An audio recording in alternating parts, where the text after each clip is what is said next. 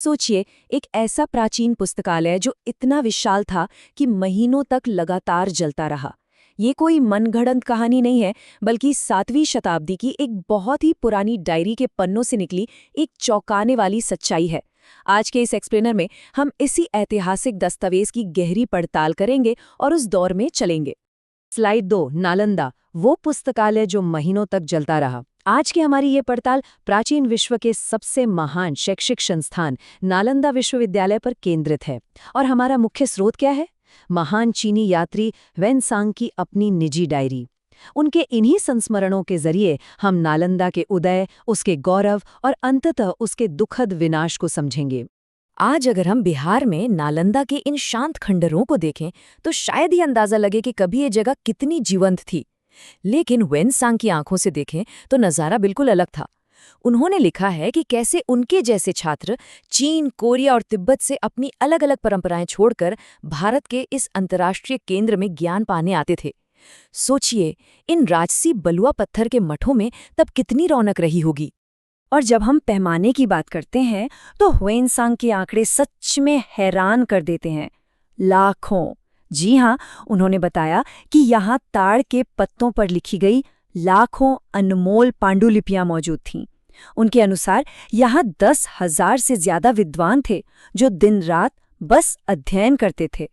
ये ज्ञान का एक ऐसा विशाल समंदर था जिसे देखकर वो खुद पूरी तरह दंग रह गए थे। वेनसांग ने वहाँ के रोजमर्रा के जीवन का बड़ा ही सजीव वर्णन किया है। उनकी डायरी के अनुसार मोमबत्ती की रोशनी में चमकते उन विशाल कक्षों में खगोल विज्ञान, आयुर्वेद, गणित और दर्शन शास्त्र जैसे विषयों पर जबरदस्त बहसें होती थीं। जरा कल्पना कीजिए, प्राचीन वेधशालाओं में दुनिया के सबसे तेज दिमाग एक साथ मिलकर नई नई खोजें कर रहे थे। ये कोई मामूली जगह नहीं थी। महान यात्री वेनसांग की यात्रा। अब इस ज्ञान के खजाने तक पहुंचना कोई बच्चों का खेल नहीं था। वेनसांग का चीन से भारत तक का सफर सच में जानलेवा था। खतरनाक रेगिस्तानों को पार करना, बर्फीले पहाड़ी दर्रों से गुजरना, ये सब उन्होंने सहा। उनके फटे पुराने साधारण यात्रा के कपड़ों और नालंदा के उस भव्य वास्तुकला के बीच का विरोधाभास बहुत गहरा था। लेकिन ये उनका अदम्य संकल्प ही था जिसने उन्हें यहाँ तक पहुंचाया। पौराणिक पुस्तकालय पाइसर। वेनसांग के डायरी में सबसे भावुक कर देने वाला वर्णन इस परिसर के दिल का है। यहाँ की 3 गगनचुंबी इमारतें, रत्नोधिधि, रत्न सागर और रत्न रंजक। उन्होंने लिखा है कि ये इमारतें मानो बादलों को छूती थीं और इनके अंदर असीमित अलमारियां थीं जो विज्ञान और दर्शन के अनगिनत ग्रंथों से सजी थीं। इस विशालता ने वेनसांग को पूरी तरह से मंत्रमुग्ध कर दिया था। आक्रमण और पूर्ण विनाश। और यहीं से हमारी इस पड़ताल में एक बहुत ही दर्दनाक मोड़ आता है।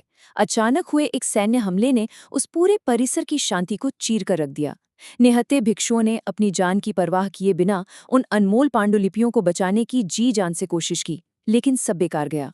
उन गगनचुंबी पुस्तकालयों को आग के हवाले कर दिया गया। हजारों जलती हुई पांडुलिपियों ने रात के आसमान को राख से भर दिया।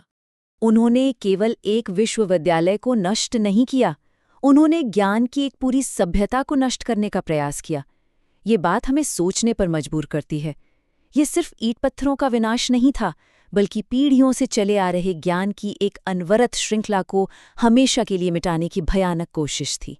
जिन अनगिनत कृतियों को वेनसांग ने इतनी मेहनत से अपनी डायरी में दर्ज किया था, प्राचीन विज्ञान, आयुर्वेद, इतिहास, वो सब हमेशा के लिए खाक हो गईं। इसे आज के संदर्भ में समझें तो ये बिल्कुल ऐसा है जैसे दुनिया के सबसे बड़े डेटाबेस और सर्वर को किसी ने परमानेंटली डिलीट कर दिया हो। एक ऐसा नुकसान जिसकी भरपाई कभी नहीं हो सकती। प्राचीन भावना का पुनरुद्धार। लेकिन क्या सब कुछ सच में खत्म हो गया? आज उन प्राचीन राख के ढेरों के बीच से एक नई शुरुआत हो रही है। आधुनिक नालंदा विश्वविद्यालय का पुनर्निर्माण हमारे सामने एक बहुत बड़ा सवाल खड़ा करता है।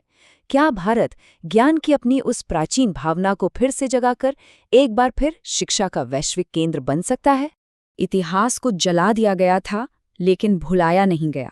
नालंदा की इमारतें भले ही जलकर राख हो गई हों, लेकिन वेनसांग की डायरियों के जरिए वो अदम्य मानवीय भावना आज भी जिंदा है। ज्ञान की उस भूख को कोई भी आग कभी नहीं जला सकती। इस एक्सप्लेनर में हमारे साथ जुड़ने के लिए बहुत बहुत धन्यवाद।